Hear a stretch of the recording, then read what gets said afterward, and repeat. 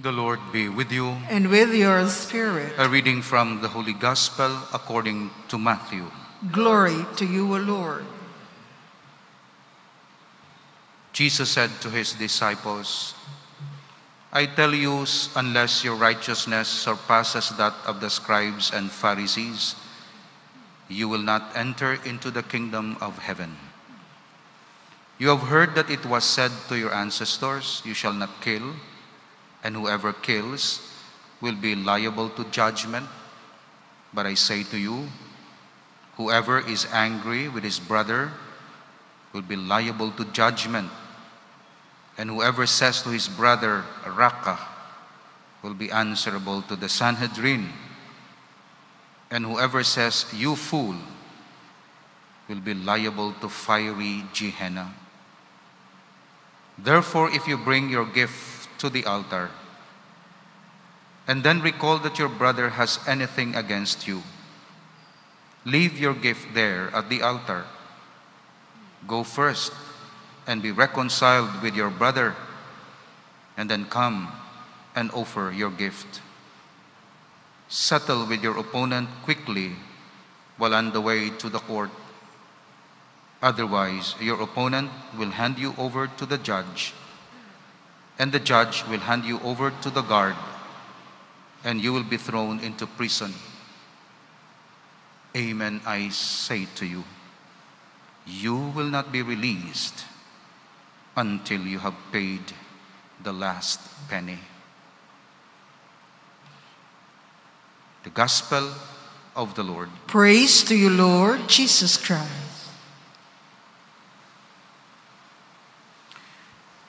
We always try to be God-centered in our life. First, in our character. Second, in our conduct. Character is more interior. It's within us, our character. Conduct is, of course, external manifestation of our values. It's manifestation of our character. Interior, exterior dimensions are always God-centered. We should grow in this. Everybody should grow in this kind of spirituality, God-centeredness. Because if we focus more on ourselves, we become selfish. When we focus on our neighbor only without the love of God or apart from the love of God, it's just a human love. It's not a divine love.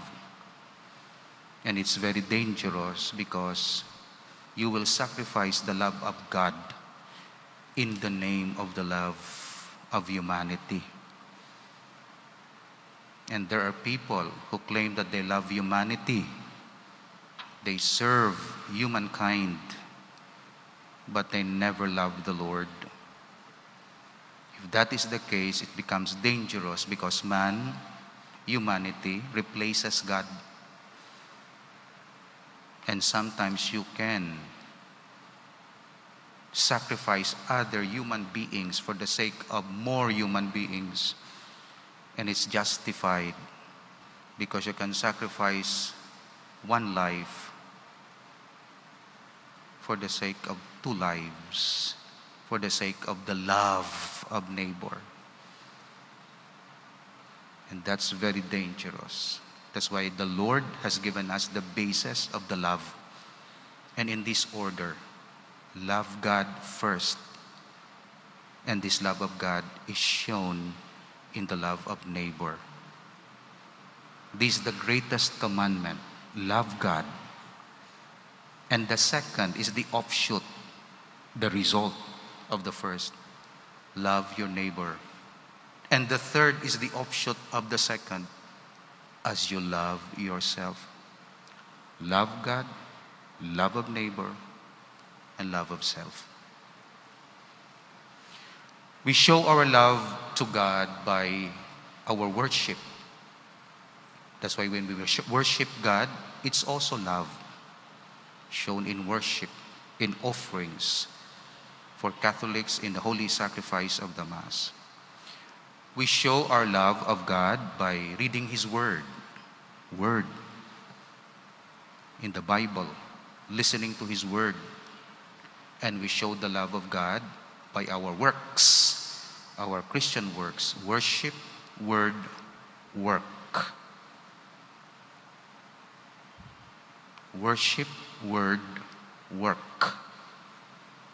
That's how we show our love for God.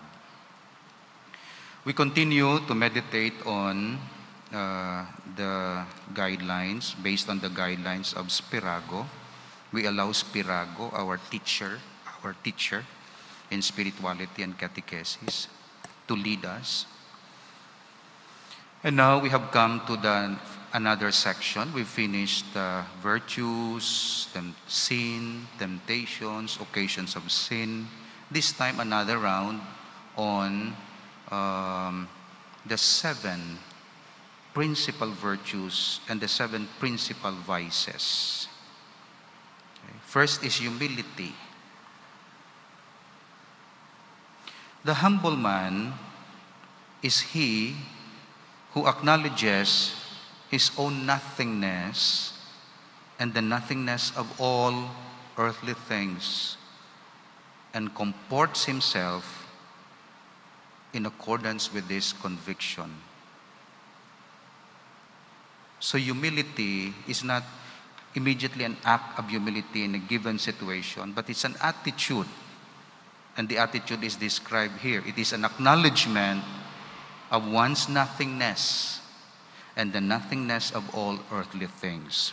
He explained, the pagan centurion of Capernaum in the Bible displayed great humility when he said to our Lord, Lord, I am not worthy that thou shouldest enter under my roof, but only say the word, and my servant shall be healed.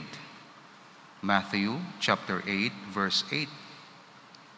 Notwithstanding his position, a centurion, high position, his wealth, his good works, for he had built the Jews a synagogue, he thought nothing of himself. And he loved his servant. He prayed for his servant. He is concerned about the needs of his servants. Lord, I am not worthy. Say the word, and my servant shall be healed. He did not pray for himself. He prayed for his servants, for the healing of his servants, not even wife or daughter, but servants.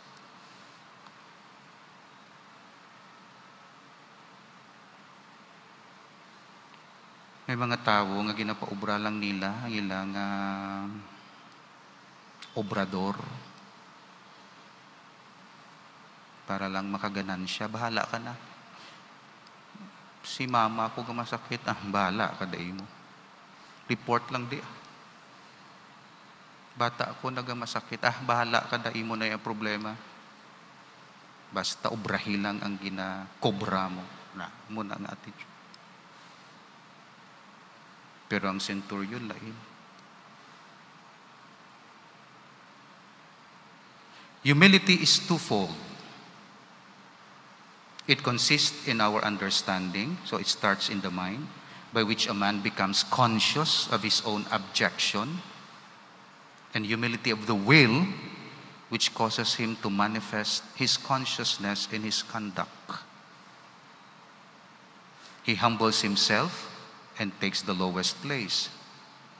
That would be false humility, which is merely external, not heartfelt. So, false humility nga nagapakita ka lang nga humble pero wala halin sa heart. Kinanglan nagahalin gid siya sa sulod. Tuod-tuod gid. Kag ginapakita mo sa action. Kaya nag-start ang humility sa attitude. I am nothing before the Lord. And life in this world, compared to the glory in heaven, is nothing. So para sa akon, humility is right positioning.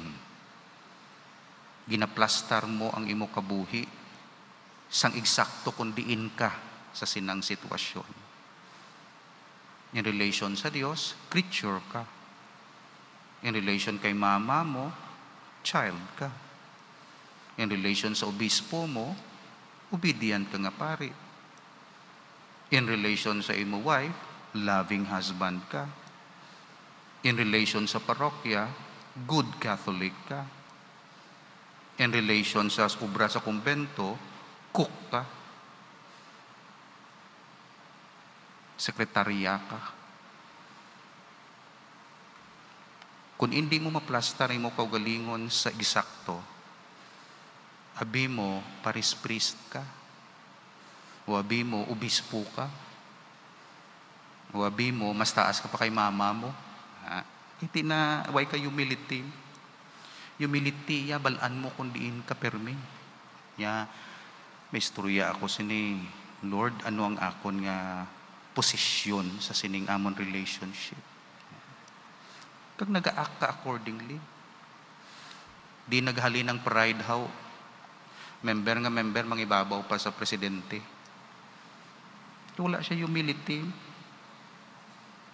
Pari, taas pa siya sa obispo.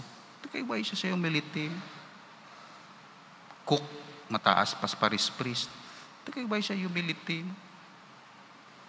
So tanan kita, kung ako, may-ari man diri sa akon. Kung ako naman to sa babaw, sunod man ko. Kung obispo naman, sunod naman. Kung si Jesus, gasunod naman sa God the Father. Ang Pope nagasunod kay Jesus. Ginambal ni Jesus. Tinguha. Ang mga obispos nagasunod sa hambal sang Pope. Kay ti hambal man na ni Jesus, ng hambal sang God the Father. Tapos ang pari, masunod sa obispo. Kaya hambal man na ni Pope, nga hambal man ni Jesus, nga hambal man sa God the Father. Pero wala kita sang linya nga amo na, we all become popes. In relation to aton spiritual life, sa aton church life, sa aton ministry. Nga daw ikaw yung pope, nga daw ikaw lang ya. Daw nag-exist ka sa imo kaugalingon nga world, nga gusto mo mag-run sang imo nga asosasyon kag sang imo world o sang imo parokya, wala kaya nag-exist sa bigger perspective kag sa plan of God, kag sa will of God the Father. Ti wala ka humility kay ti wala ka na plastar maayo. Nakuha ang mga obra sang iban, kag imo obra wala mo ginobra. Kay ti wala kag balong imo obra. That's humility. So, humility, hindi kuya, nahuya ako, kamo lang, hindi na yan mo ng humility. Humility is, ga-assert ka man, kay balaan mo, that's your duty as Christians, as mo ni, kag gina pangabuhi. Di kundi nami, ang aming nga concept sang humility, kasakto siya. Kaya kung isang humility, do pagpaubos nga false bala, hindi kuya, kamo lang daang humble ako ya, di kuya. Di. Humility is ara ka kay balan mo nga imo obra. Kag atras ka kay balan mo hindi imo obra. That is humility. Laway gapakitrakang ka nga wala ka abilidad or may abilidad ka pero timid ka. That's false humility. That's why humility is understanding sang self. Kag unang ginapaobra sang Dios sa imo. Kag himuon mo ina, di ka maguya-huya. Kundi ka nami, so may abilidad ka, kilala mo, gintagaan ka sang Dios. Volunteer. Father, nami ako sinadiri. Engineer ako. Mathematician ako, makabulig ko ni Father, ari ko, accountant ako, Father, kabulig ako dira. Nami ako magkanta, Father, ma-volunteer ako. Humility na hindi napabugal, Wis sa world makita mo lang daw gapahambog kag hindi. It's an acknowledgement. Pero ang worst, wala ka abilidad, kag ikaw, ya, ako naman to, tanan, ikaw na lang. Kag iniwan maubra tanan. Kiti, may pride, wala sa humility. So, muna ang aton himuon, diri, okay, sa natudlo sa aton, understanding ka, no? Understanding sang self, understanding sang Dios. Kag magbutang sini sang understanding sa aton kabuhi. That's why wala ka-examine sang conscience, hindi mangin humble. Kaya hindi makilala iya weaknesses, kag iya strength. That's why importante gid ang examination of conscience, not only in relation to sin, in relation to the development of virtues and virtue of humility sa aton kabuhi. So amo lang na himuan lang pag abot mo sa balay kisi si mama mo kun arada kay bata ka ni mama mo. Amo nang gusto sang ni Lord sa imo, honor your father and your mother. Pag abot mo naman diri sa pari, kung nagapabisa pari, o bless ka kay pari na mo, may ano na. Kung leader ka naman, assert mo, basta truth lang. Hindi ka mag-ano. Kung member ka naman, active ka naman, hindi ka mag-kontrato sa ano mo. Kung amo nang imo life, ga peaceful. Kay bisan diin ka dalo, naga-transform ang imo adjustment, nag-adjust ka. Kung sa opisina naman, empleyado ka eh. Hindi ka daya boss Pag abot naman to nga ikaw naman, boss ka naman eh. Nag-ano ka, nag-adjust ka. Kabalo ka. Ang problema, kung na-train ka sa tanan nga pagka-boss, kag tanan na lang, boss ka, hindi na humility. Boss ka to sa imo yang prokya eh. Pero sa iban nga prokya, hindi kaya boss. Doon mo na. Nga ima-boss ka diya. Amo na siya. So kita mo kanami gid sila. Proper nga pagplastar. Proper positioning panawag sila sa bigger structure sang plano sang Dios. Ara ka mo dira, ari ko di. Kay timisa ni mo. Kara naman magbisita sa balay, lain naman. Sa opisina, lain naman. So hindi niya discrimination. Nga ti father ka mo lang daaw. No, may pagplastar na asang tanan-tanan. May structure. May proper function. All bilang members ang body ni Christ. The spirit of humility. So, pride therefore, lastly, dislocated ka. Wala ka sa imo proper place. Ay, daging bayaan mong imo proper place. O nang agaw ka sang place sang iban. Bendisyonan kita sang Dios. Amen.